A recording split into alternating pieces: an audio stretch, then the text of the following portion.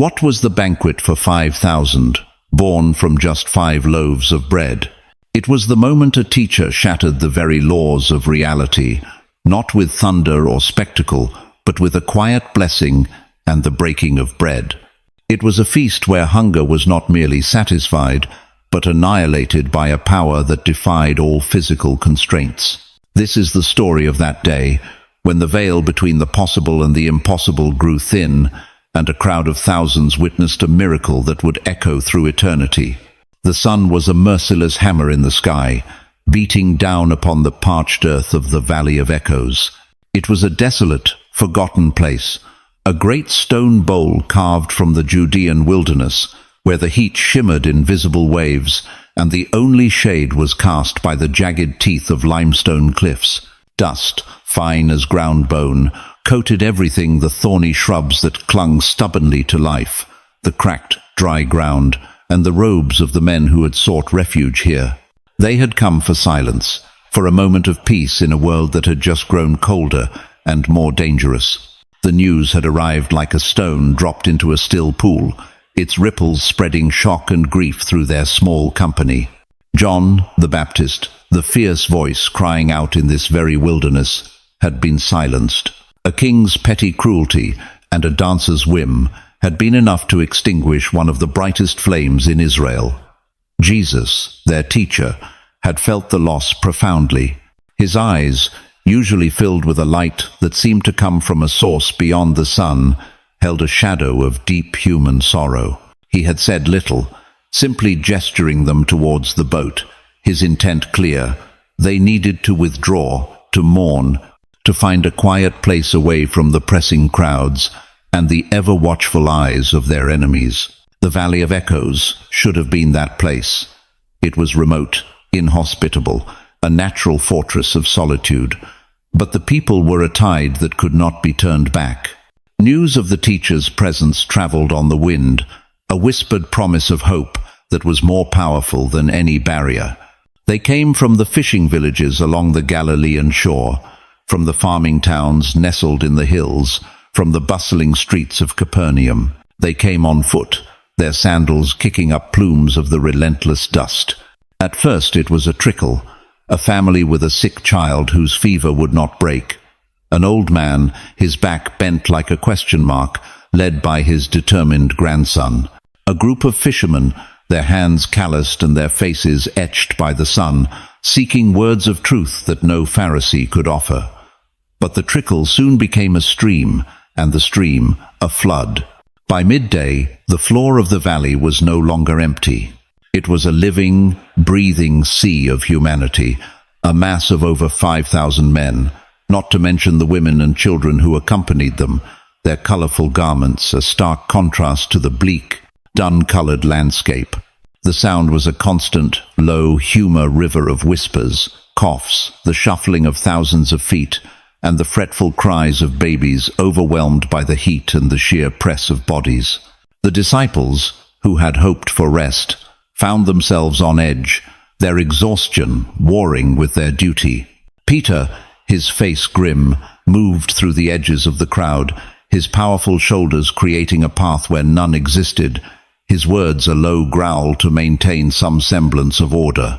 Andrew, ever the pragmatist, was already calculating, his eyes scanning the impossible numbers and the barren landscape, a knot of anxiety tightening in his stomach.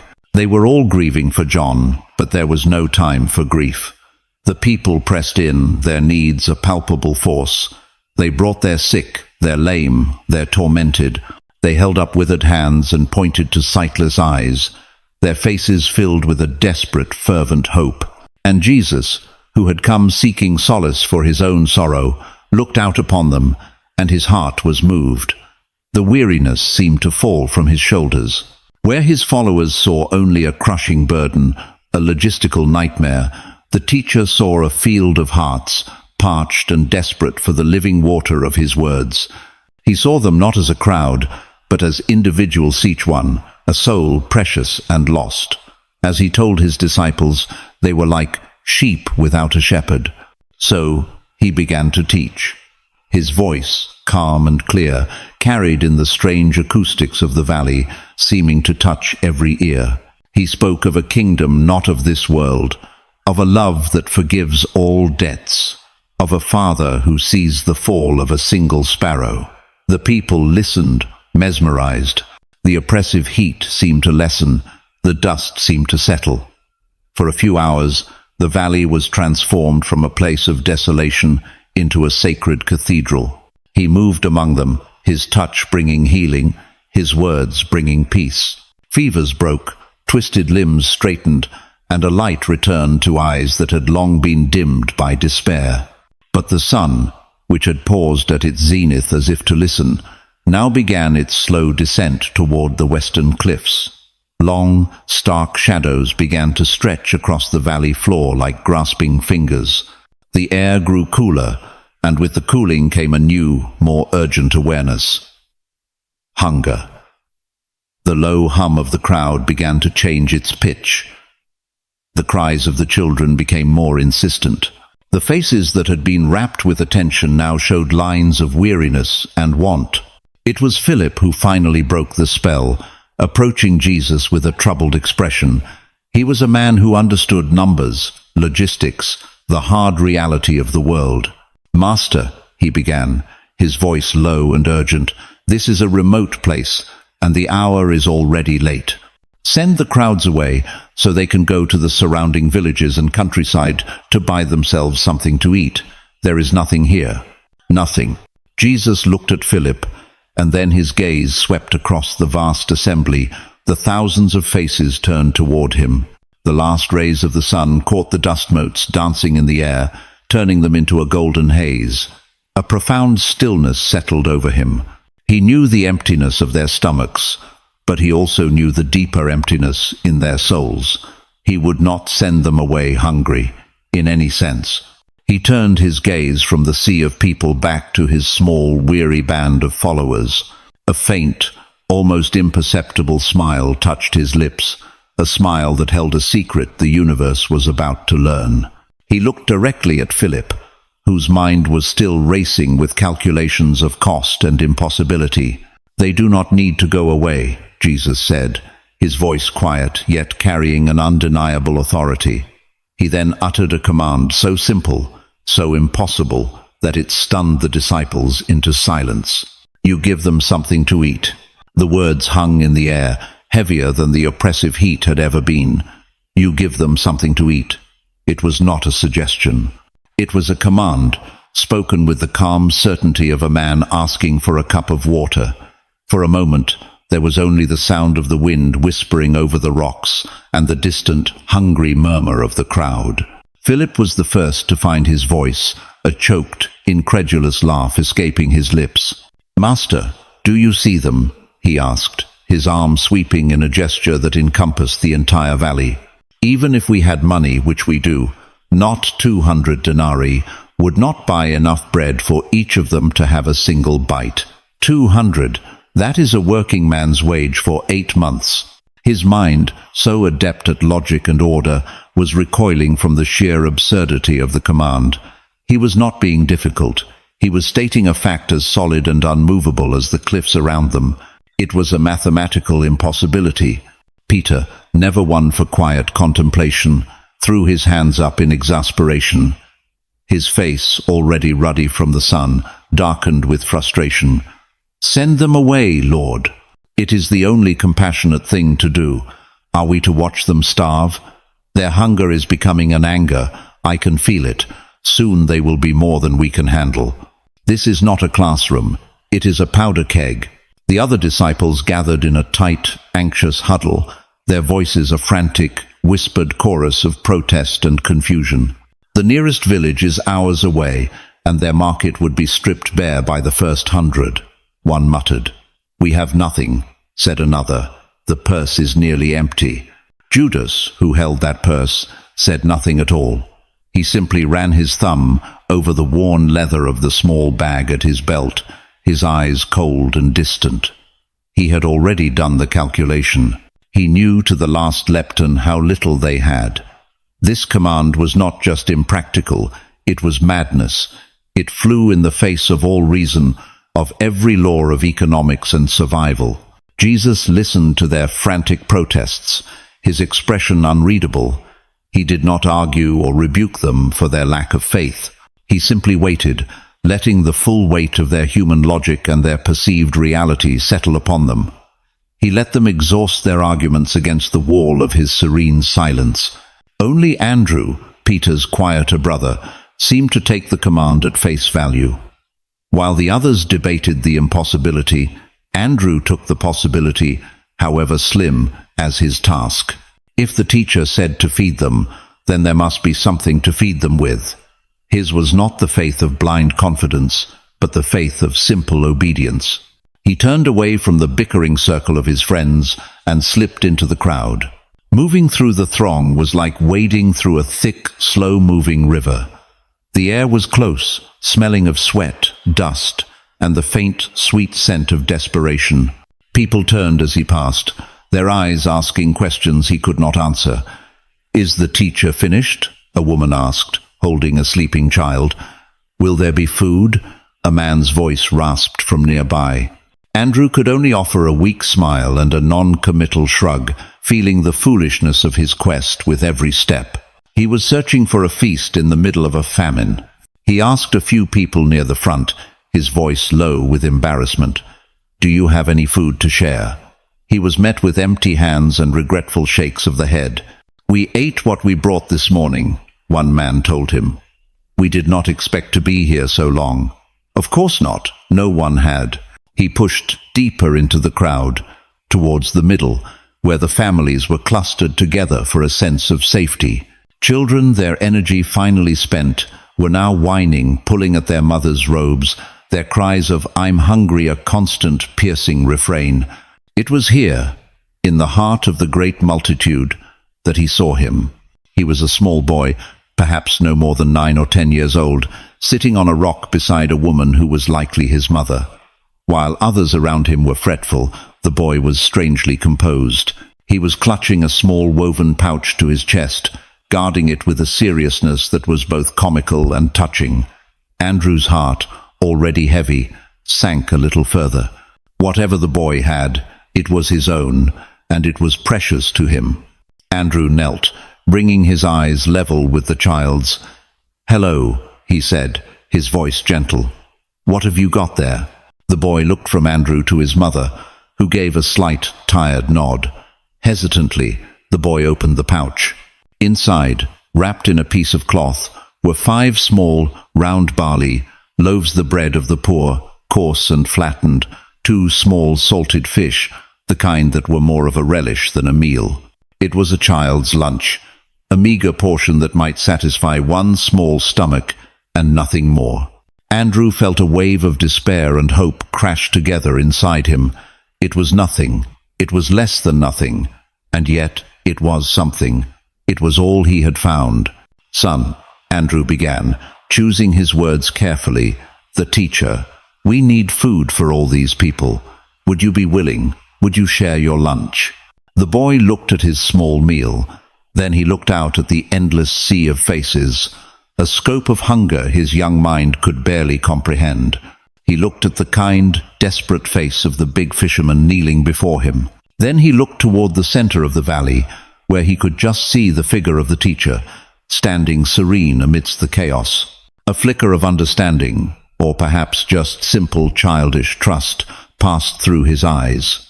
Without a word, he pushed the pouch into Andrew's large, calloused hand. Andrew stood up, the small pouch feeling both impossibly light and unbearably heavy. He felt utterly foolish. He turned and began the long walk back to Jesus, the skeptical and pitying looks of those who had witnessed the exchange following him like a shadow. He reached the circle of disciples, who fell silent as he approached. Peter looked at the small pouch in his brother's hand and let out a short, harsh laugh. "Well, Andrew, have you found the catering for our banquet?"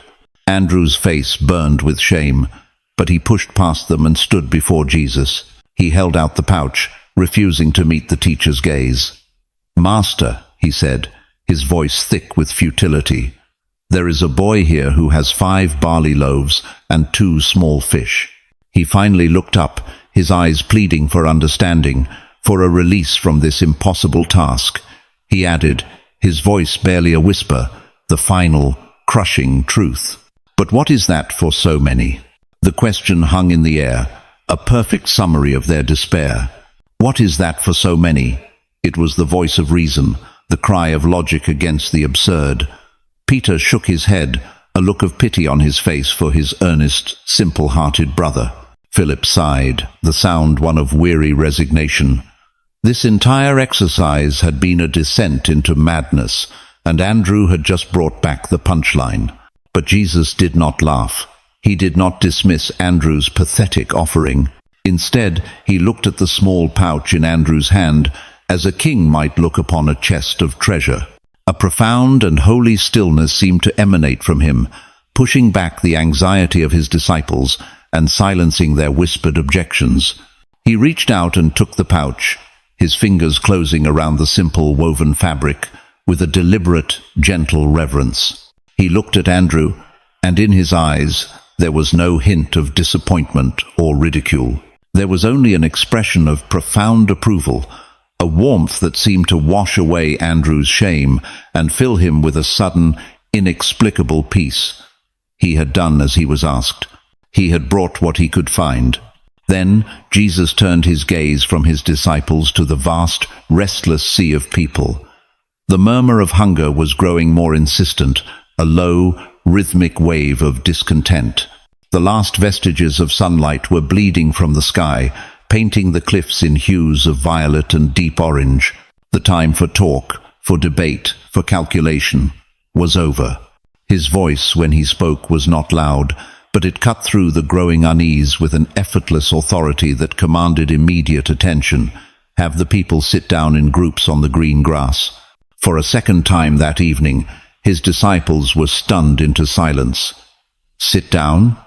Here? It made no sense. The command was simple yet bizarre. It was a command for a feast, not for a dispersal. The ground was not a banquet hall. It was dusty, uneven, and crawling with insects. And the green grass was a generous description. After the long, dry summer, it was mostly patches of dry, brown scrub clinging to the dusty earth. Master, Thomas, ever the doubter, spoke up, his brow furrowed in confusion. "Sit down. Why, it is getting dark. We should be sending them home, not preparing them for a picnic we cannot provide." "Just do as I say," Jesus replied, his tone gentle but firm, leaving no room for further argument. He was no longer suggesting or debating. He was directing. A silent, reluctant consensus passed between the 12. They did not understand. They were filled with doubt and a growing sense of dread at the public folly they were about to enact. But the authority in their master's voice was absolute. They had seen him calm a storm and heal the incurable. Perhaps this was simply another test, another parable acted out in real life, the meaning of which they would only understand later. With heavy hearts and skeptical minds, they turned to obey. Organizing a crowd of thousands is no small task. It was chaotic, noisy, and fraught with confusion. The disciples fanned out, their voices hoarse as they shouted instructions over the din. "The teacher wants you to sit. Find a place and sit down." Peter's voice boomed, using his fisherman's lungs to project over the nearest clusters of people. "In groups. Make groups of 50. You there, gather your families and sit," shouted James, gesturing emphatically. At first, there was resistance. People were tired, hungry, and irritable. "Sit down for what?" a man yelled back. "Are we waiting for bread to fall from the sky?" His cynical remark drew a few bitter laughs. "We want to go home," another woman cried out. Slowly, painstakingly, order began to emerge from the chaos. The disciples, working with a desperate energy, moved through the crowd, coaxing, directing, and organizing. Like shepherds guiding a vast, unruly flock, they began to arrange the people. The landscape of the valley floor began to change. The single, amorphous mass of humanity broke apart, reforming into hundreds of smaller, distinct circles. There were groups of 50, and in other places, groups of 100. They settled onto the patchy grass, their faces a mixture of confusion, expectation, and weary resignation. From the cliffs above, it would have looked like a vast, ordered garden of colorful human flower beds blooming suddenly in the twilight. The act of sitting had a subtle, calming effect on the crowd. The restless shuffling ceased. The angry murmur subsided into a buzz of curious whispers. They were no longer a chaotic mob on the verge of panic. They were an assembly, waiting. Their focus, which had been turned inward to their own hunger and discomfort, was now directed outward, towards the small group of men at the center of the valley. Every eye was on Jesus. The disciples, their task completed, gathered back around their master. They were breathing heavily, their robes coated in a fresh layer of dust. They had done as he commanded, but the question remained, burning in their minds. They had seated the guests for a banquet. But where was the food? Jesus stood in the space they had cleared, the silent, seated crowd arrayed before him. The last light of day cast his figure in a long shadow. He held the 5 small barley loaves and the 2 salted fish in his hands. He did not look at the meager meal. He did not look at the thousands of hungry faces. Instead, he lifted his eyes to the heavens, towards the first stars that were beginning to prick the darkening velvet of the sky. The world seemed to hold its breath. In that moment, he was not just a teacher, not just a healer. He was a high priest, standing between the desperate need of humanity and the infinite abundance of his Father. And then he gave thanks. The prayer was not loud, but it possessed an intimacy that hushed the entire valley. It was not a desperate plea for a miracle, nor a bargain offered to a distant deity. It was a simple, profound conversation. Jesus spoke to his Father as a beloved son, his voice filled with a serene and absolute trust. He gave thanks for the 5 loaves and 2 fish. He did not thank God for what they might become, but for what they were, a gift. He honored the small, humble offering, the lunch of a trusting child, as if it were a king's feast. He blessed it, infusing the simple elements of barley and fish with the authority and creative power of the divine. To the thousands watching from their circles on the dusty ground, it was a moment of profound strangeness. They had expected a dismissal. They had settled for a curious delay. Now they were witnessing a man giving heartfelt thanks for a meal that would not satisfy even his own small group of followers. A quiet confusion rippled through the crowd. Was this the end of the lesson? A parable about being thankful for what little you have, even when faced with overwhelming need.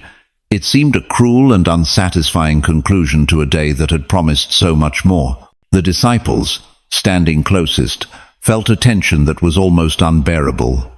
This was the precipice. Either their master was about to perform an act that would redefine reality, or they were about to become participants in a public humiliation of catastrophic proportions. Their own faith was a flickering candle in the wind of their doubt. They watched his hands, the hands that had healed the sick and touched the leper. When the prayer was finished, Jesus lowered his gaze. He looked at the first barley loaf in his hand. It was small, coarse, and unremarkable. Then he began to break it. There was no flash of light, no crack of thunder, no visible shimmer of power. There was only the simple, physical act of a man breaking bread. But as he broke it, something impossible happened. The bread did not diminish. He snapped the loaf in 2, and in his hands he still held 2 whole loaves. He broke those, and 4 more appeared. It was not a sudden explosion of food. It was a quiet, continuous, and utterly baffling act of creation. The bread yielded to his touch, multiplying under his fingers as if the very laws of physics had been suspended by a simple act of his will. He broke the loaves and handed the pieces to the disciples, who stared, dumbfounded, at what they were receiving. Their hands, which had been empty moments before, were now filled with warm, fresh bread. The scent of it, rich and wholesome, filled the air, a stark contrast to the sterile smell of the desert dust. He did the same with the fish. The two small salted relics became an endless supply. He broke them, and they were still whole. He divided them, and they multiplied. The disciples stood frozen for a beat, their minds struggling to process the sensory information that was at war with a lifetime of experience. This could not be happening. Their hands were full of food that had not existed a second ago.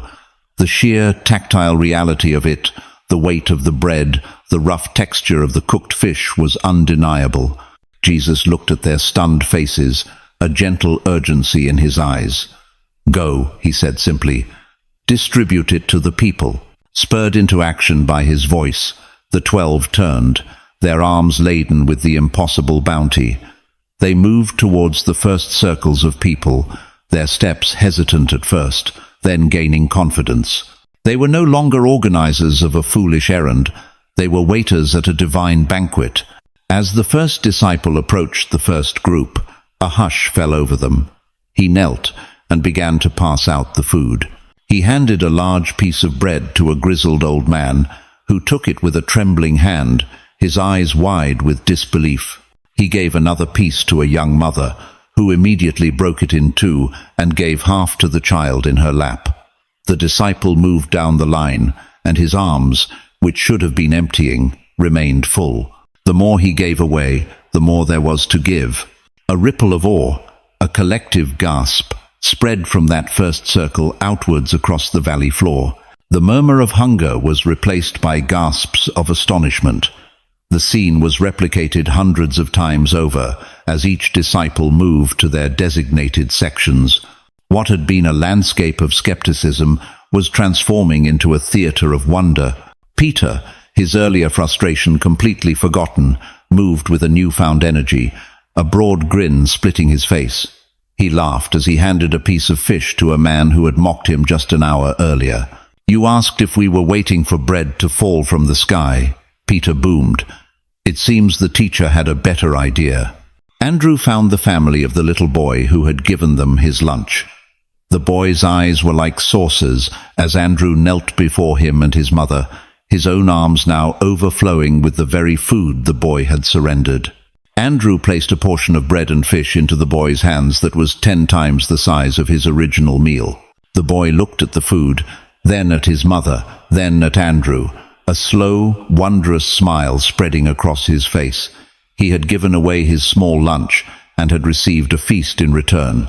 The disciples moved through the seated crowds, their initial shock giving way to a frantic, joyful labor.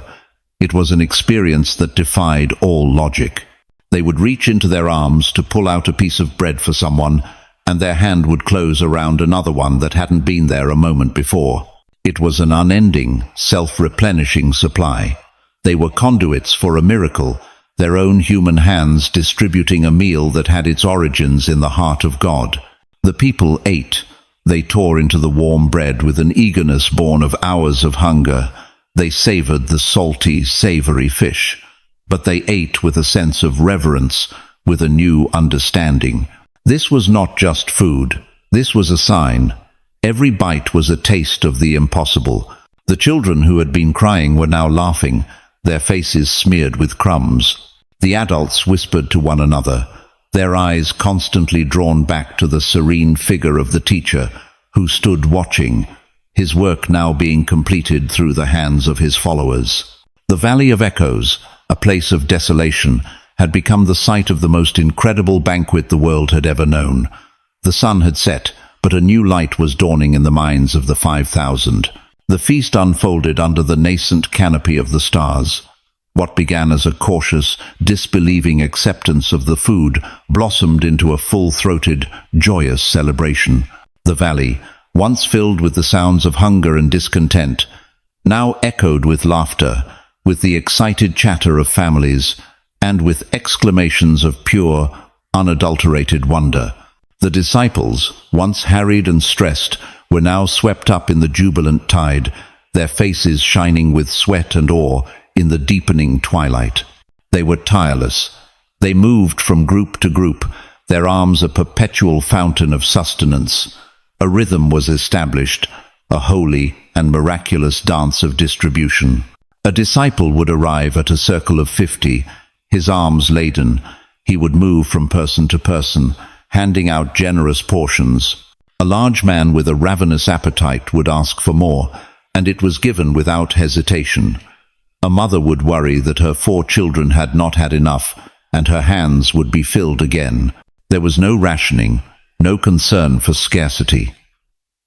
The central, unspoken rule of this banquet was one of radical abundance. As they worked, the disciples began to notice the subtle details of the miracle. The bread was not generic or tasteless. It had the distinct wholesome flavor of fresh barley, as if it had just been pulled from a celestial oven. The fish was perfectly salted, a sharp and savory counterpoint to the bread. It was real food, satisfying and delicious, created and multiplied in a continuous flowing act of divine will. John, the youngest of the 12, felt his heart swell with a love for his teacher so profound it almost brought him to tears. He saw past the mechanics of the miracle and perceived the love that fueled it. This wasn't a display of raw power meant to intimidate. It was an act of intimate, personal care on a massive scale. Jesus hadn't just solved the logistical problem of hunger. He had chosen to provide a feast, a moment of joy and communion for thousands of weary souls. He was feeding them, not as a king feeds his subjects, but as a father feeds his children at his own table. The miracle was not just in the multiplication, it was in the satisfaction. Every person ate until they were completely full, not just sustained, but deeply, contentedly satisfied. The gnawing emptiness in their bellies was replaced by a warm, pleasant fullness. The anxiety that had gripped them for hours melted away, replaced by a sense of profound well-being and security. They had come to the wilderness seeking spiritual bread, and had been given physical bread as well, in a quantity that defied imagination. An old woman with eyes clouded by cataracts reached out a frail, wrinkled hand. As Matthew placed a large piece of bread in it, she clutched his arm. "In all my 80 years," she rasped, her voice thick with emotion, "I have never seen such a thing. My father told me stories of the manna in the desert, but I have seen this with my own eyes." A group of rough-looking men, perhaps zealots who had come to hear if this teacher spoke of rebellion against Rome, sat in stunned silence. Their usual talk of swords and insurrection was forgotten. They simply ate, their hard faces softened by a wonder they could not articulate. What power of men or armies could compare to this? A man who could conjure a feast from nothing held a power far greater than that of legions or kings. And so, the vast crowd ate. They reclined on the patchy grass, as if it were the finest of banquet couches. They shared pieces with their neighbors, the act of receiving such a miraculous gift, making them generous in turn. Barriers between strangers dissolved. A family from Capernaum shared their fish with a group of shepherds from the hills. A wealthy man's wife, initially hesitant to sit on the dusty ground, now laughed as her child dropped crumbs on her fine robes. In the shared experience of the miracle, they were no longer a fragmented collection of individuals. They had become one body, one community, united in a shared meal and a shared sense of awe. The disciples, their initial shock having worn off, were now operating in a state of heightened reality. The world felt different, more pliable, its rules less rigid than they had ever imagined. The barrier between heaven and earth had become porous, and they were the ones walking back and forth through the opening, carrying the evidence in their own arms. Finally, the last person had eaten their fill. A deep, contented quiet settled over the multitude. It was the quiet of utter satisfaction. The cries of hungry children had been replaced by the soft breathing of sleep. The anxious whispers of the adults had given way to a peaceful, reflective silence. The feast was over. Everyone was full. Jesus, who had remained standing in the center, watching the scene unfold, now spoke again, his voice carrying clearly in the cool night air. The command he gave now was, in its own way, as strange as the command to feed them had been. "Now, gather the pieces that are left over," he said. Let nothing be wasted. Wasted. The disciples exchanged confused glances. The word seemed absurd in this context. How could anything be wasted when it was created from nothing and in infinite supply? If more was needed, could he not simply create more? Why bother gathering scraps? It seemed like a mundane, almost nonsensical chore after witnessing such a cosmic event. But once again, the authority in his voice was absolute. With a shared shrug of weary obedience, they picked up the empty baskets they had brought with them on the boat, the same baskets that had held their own meager provisions that morning, and they set out to obey. The task of gathering the leftovers felt like an anticlimax, a descent from the sacred to the mundane. The disciples, their bodies aching from hours of labor and their minds still reeling from the miracle, moved back out into the seated crowd with a sense of weary puzzlement. They had just served as ushers at a banquet hosted by God himself, and now they were being asked to do the work of servants cleaning up after the party. They fanned out, their wicker baskets bumping against their legs.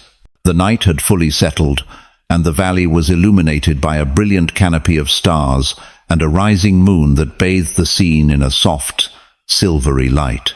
The people, content and drowsy, made way for them, pointing to the pieces of bread and fish that lay scattered on the ground around their makeshift picnic spots. At first, the disciples expected to find only a few crumbs, the small, discarded remnants of a hearty meal. But what they found was astonishing. There were not just crumbs, but whole pieces of bread, substantial chunks of fish, food that had been left uneaten, not because it was unwanted, but because the people were simply too full to eat another bite. The generosity of the miracle had outstripped even the ravenous hunger of the 5,000. As Thomas bent down to pick up the first piece, he felt its solidity, its weight. This was not an illusion. He had seen it created, he had distributed it, he had eaten it himself, and now he was gathering the surplus. The sheer, undeniable physicality of it all was overwhelming. Every piece he placed in his basket was another testament against his own doubt. The process was slow, almost meditative.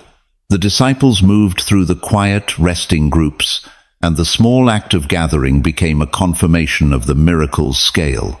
They had not merely provided enough, they had provided more than enough. The provision had not been calculated to the point of sufficiency. It had been an eruption of divine, inexhaustible grace. Peter found himself near the spot where the boy who had provided the initial meal was now fast asleep, his head in his mother's lap. Lying beside them was a nearly whole loaf of barley bread. The boy had been given his fill, and still there was an excess. Peter picked it up gently and placed it in his basket, his heart filled with a gruff tenderness. The Lord had not just used the boy's gift. He had honored it by ensuring that the return was immeasurably, laughably greater than the investment. The baskets began to fill. The disciples had set out with 12 empty baskets, one for each of them. They were not large, meant only to carry a day's provisions for a single man. But as they gathered, a new, quieter miracle began to unfold. The baskets seemed to hold more than they should. Pieces were added, yet there always seemed to be room for more. Soon, the wicker was groaning under the weight. They met back at the center, near where Jesus stood waiting. One by one, they arrived out of the darkness, walking into the pool of moonlight where he was. They set their burdens down. 12 baskets, each one filled to the brim, overflowing with the fragments of the feast. They all stared at the result of their collection. 12 baskets, one for each of them, the future leaders of this new movement. It was a powerful, unmistakable symbol. After a crowd of over 5,000 had eaten their fill, the leftovers alone were more than what the 12 of them had started with. In fact, the leftovers constituted a feast in themselves. The sheer visual proof of it was staggering. It silenced any lingering shred of doubt. The logic was inescapable. They had started with 5 loaves and 2 fish, a meal that wouldn't satisfy a dozen hungry men. They had ended with everyone fed, and 12 baskets overflowing. The equation did not balance. It was an equation that had been rewritten by the hand of God. Judas Iscariot stared at the 12 baskets, and his face was a mask of unreadable conflict. As the keeper of the purse, his entire world was one of numbers, of debits and credits, of scarcity and careful management. This event was an assault on his worldview. He understood value, cost, and resources. What he was seeing had no cost and an infinite resource. It was a form of wealth he couldn't measure, a power he couldn't control or account for. While the others saw a sign of God's love and provision, Judas saw a display of power that was terrifying in its scope, a power that overturned the predictable order of the world he understood. He looked at the bread, then at Jesus, and a cold knot of fear and something akin to resentment tightened in his gut. Jesus looked at the 12 overflowing baskets, and then at the faces of his disciples, illuminated by the moonlight. He knew what they were thinking, the questions and the awe that filled their hearts. He had not instructed them to gather the fragments out of a mundane sense of tidiness. He had done it for them. It was a tangible lesson, a physical anchor for their faith.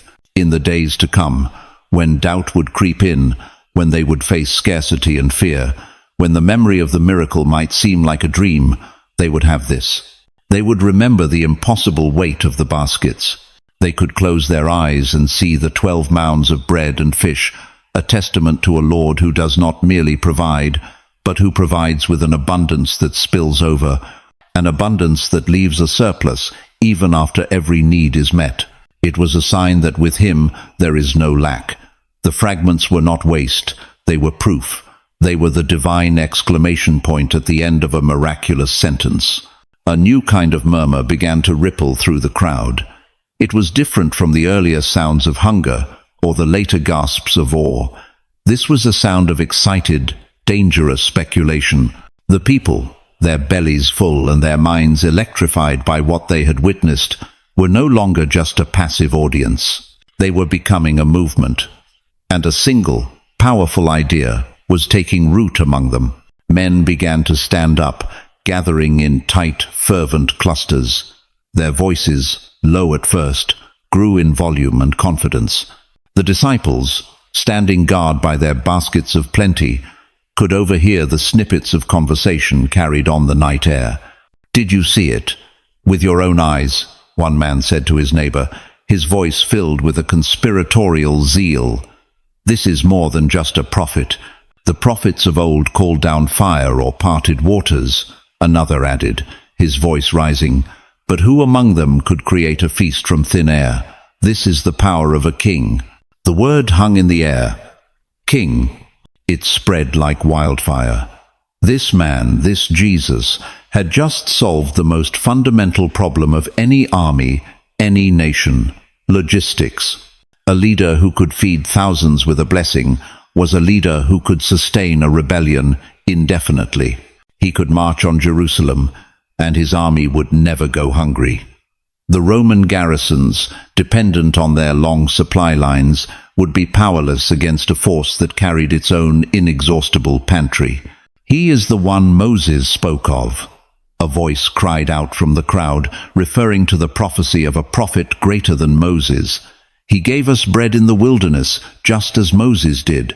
The comparison was electrifying, and it sealed the conviction in their hearts. This was not just a healer or a teacher. This was the Messiah they had been waiting for, a political, military Messiah. A king who would restore the fortunes of Israel, break the yoke of Roman oppression, and establish a new, glorious kingdom with Jerusalem as its capital. The energy in the valley shifted from reverence to rebellion. The satisfaction of the meal was being channeled into a surge of nationalistic fervor. A group of men, their faces flushed with purpose, began to move toward the center where Jesus stood. Their intent was clear. They were not going to ask him to be their king. They were going to make him their king, by force if necessary. They would lift him onto their shoulders, proclaim him the Son of David, and begin the march on the seat of power that very night. The disciples saw it happening. and were thrown into confusion. A part of them, the part that was still rooted in the earthly hopes and dreams of their people, felt a jolt of excitement. Peter instinctively put his hand on the hilt of the short sword he carried beneath his cloak. Was this it? Was this the moment the kingdom they had heard so much about would finally be established?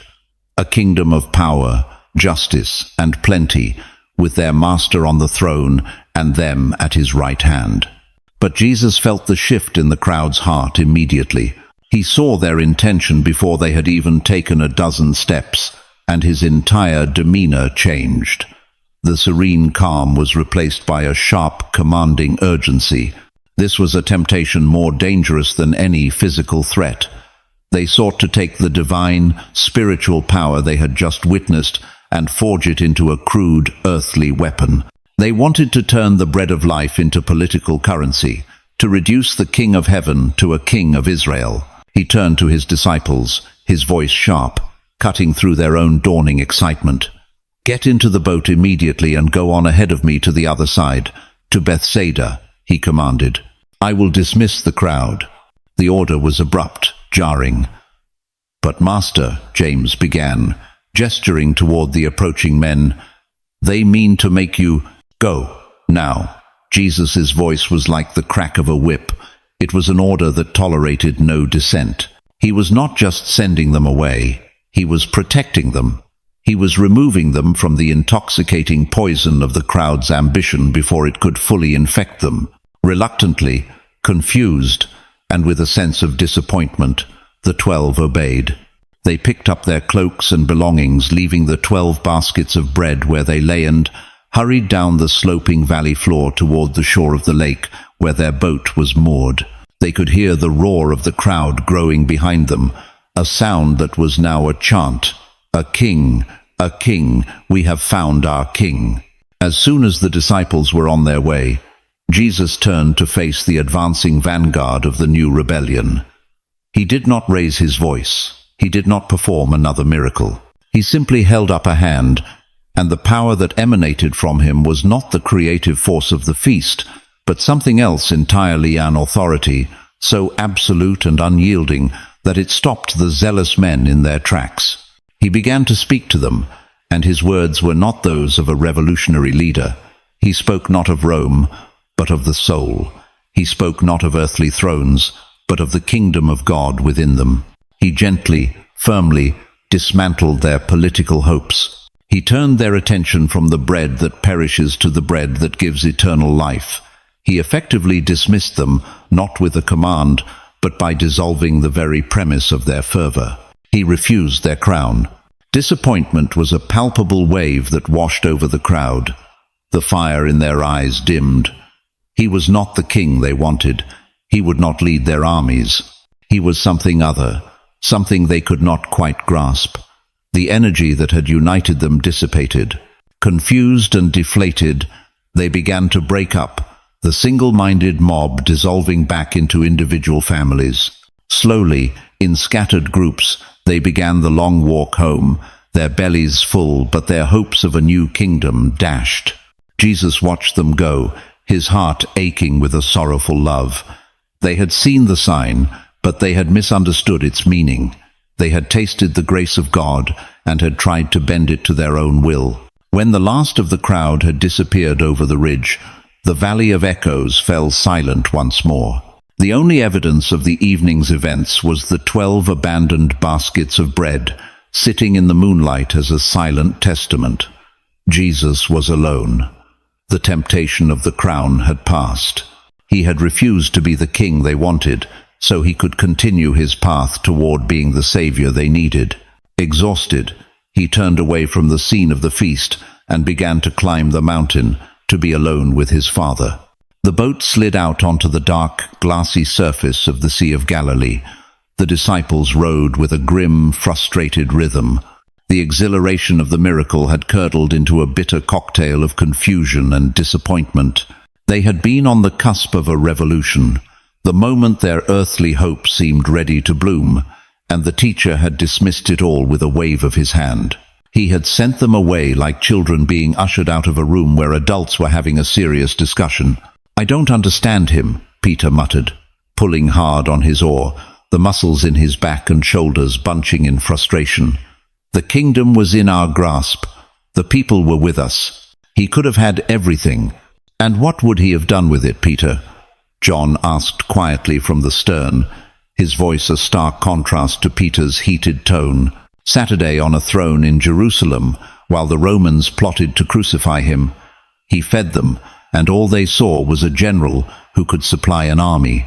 "It's better than being a fugitive," Andrew countered, his usual pragmatism soured by fatigue. He showed them a power greater than Caesar's, and then he just walked away. He climbed a mountain to pray while a kingdom waited at its foot. They were halfway across the lake when the storm hit. It came with a sudden, terrifying violence, as if the sky itself were enraged. The wind shrieked down from the Golan Heights, whipping the placid surface of the water into a churning chaos of black, white-capped waves.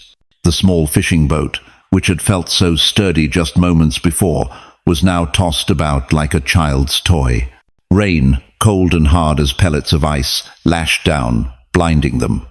Waves crashed over the bow, swamping the boat and threatening to drag them under. This was no ordinary squall. It was a storm of supernatural fury. Fear, cold and sharp, replaced their frustration. They were experienced fishermen. They knew this lake better than their own homes, but this was a power beyond their experience. They abandoned any pretense of rowing and huddled together, bailing water with a frantic, hopeless energy, shouting to be heard over the roar of the wind. They were going to die. And then, through the driving rain and the darkness, they saw him. A figure was walking on the water, moving toward them through the heart of the storm, as calmly as if he was strolling through a garden. At first, they thought it was a ghost, a phantom of the lake, and they cried out in terror. Their fear of the storm was eclipsed by a new, more primal dread. But a voice cut through the gale, a voice they knew better than their own. "Take courage, it is I. Do not be afraid." It was Jesus. He had not abandoned them. He was coming to them, walking on the very waves that threatened to consume them. The laws of nature, which had been suspended to create the bread, were now suspended again to conquer the storm. The events of the day crashed together in their minds with the force of a revelation. The quiet creation of the feast, the refusal of the earthly crown, the mastery over the raging sea, it was all part of the same lesson. They had wanted a king who would feed their armies and sit on a throne, but he was showing them that he was the king of a different domain entirely. He was not a king who would conquer other kings. He was the king who commanded the wind and the waves, the king over creation itself. The power he wielded was not for seizing thrones, but for saving souls. The miracle of the 5,000 was not just about food. It was a signpost, a declaration. It was a glimpse into the nature of God's kingdom, a kingdom of overwhelming, impossible abundance, where the deepest hungers are met. It was a place where a small boy's lunch, freely given, could become a feast for thousands, with 12 baskets left over, as proof that God's grace is not just sufficient, but extravagant. The echo of that day would live in their hearts forever. In the years to come, when they faced their own emptiness, their own scarcity, their own moments of impossibility, they would remember. They would remember the feel of the warm, unending bread in their hands. They would remember the sight of 12 baskets filled to overflowing. They would remember that their master had refused the crown of a temporary king to demonstrate his authority as the eternal king. The true banquet, they finally understood, was not the one on the grassy hillside. That was merely the invitation. The true feast was him, the bread of life, freely given, broken for the world. The banquet for 5,000 was the moment the door to that reality was thrown open, revealing a world where the laws of physics bow to the law of love, and where the deepest hunger of the human heart is not for power or for earthly bread, but for the one who can walk on water, who can multiply the loaves, and who, with a quiet blessing, can satisfy the soul forever.